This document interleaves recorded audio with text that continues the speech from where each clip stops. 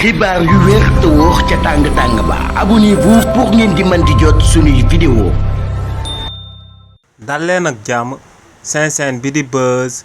221G. kii di Bamba Fall di ak personnalité politique bu kenn dootu présenté ci réew mi di Sénégal di actuel maire bu Médina démb ànd nag agence municipale yu daal di nekk ca Médina dem ba ci buntu locaux wu Senelec yi di fi daan amal akub manifestation li ni mel nag juróon na akub jàppante bu jaaroon ci diggante Bamba Fall ak commandant bu police bu nekk ca Médina. lu sabab nag kookee di Bamba Fall daal di ànd ak ay agents municipaux yu daal di nekk ci biir mairie ba ca Médina demewoon bu buntu Senelec dafa daan amal akub manifestation buñ sukkandikoo ci Bamba Fall ne ci lu tolloog ñetti at waa Senelec ñoo ngi yoreel mairie ba nekk ca Médina lu tolloog xaaju milliard maanaam 500 millions ak lu topp. nee nag si li ni mel ginnaaw bañ toppee ci ginnaaw Senelec ngir mu daal di leen koy fay ne waa Senelec fayuñ leen ci woon lu tolloog 1 franc ne li ni mel nag moom moo sababoon mu jëloon ndogal bañati fay benn facture bi nga xam ne mairie bu Médina moom moo ko war a daal di fay waa Senelec. nee nag facture yooyee waa mairie bu Médina bañoon a fay dafa dem ba daal di toll si 300 millions et quelques. ne li ni mel moom moo sabab waa Senelec démb ñu daal di jël ndogal daal di couper mairie Médina. nee nag ndogal loolee waa Senelec jëloon teguñ ko ci dëgg teguñ ko ci yoon ndax ne waa Senelec ñoom ñoo leen yoreel lu tolloog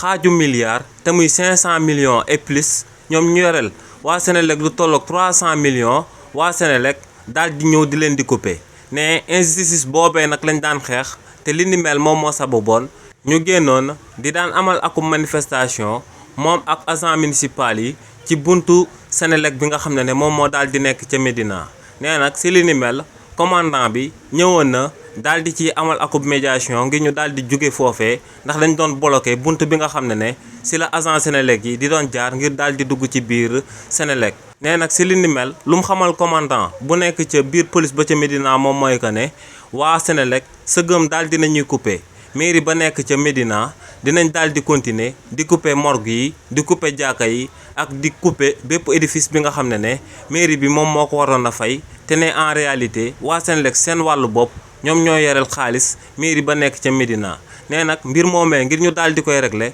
faaw ñu daal di toog autour des tables mu daal di génne documents yi firndeel que ne waa Senelec ñoo ko yoreel lu tolloog 500 millions. bu ko defee waa Senelec daal di retirer 300 millions yi nga xam ne moom leen mairie bi daal di yoreel ba noppi daal di koy fay xaalis bu des. ne li ni mel bu amul lu leer ba am moom mooy que ne ni mu fa nekkee woon démb tey tamit moom ak agent municipal yi dinañ ñëwaat ci buntu Senelec daal di tere waa Senelec ñu daal di liggéey ndax ne bu mairie ba ca Médina amul courant ñu fa nekk duñ liggéey. waaye tamit ne ñu amal jëf joojee te muy waa Senelec ñoom tamit dinañ daal di taxaw temm ngir ñooñee tamit bañ a liggéey. xibaar yu wér te wóor ca tàng ba abonnez-vous pour ngeen di mën di jot suñuy vidéo.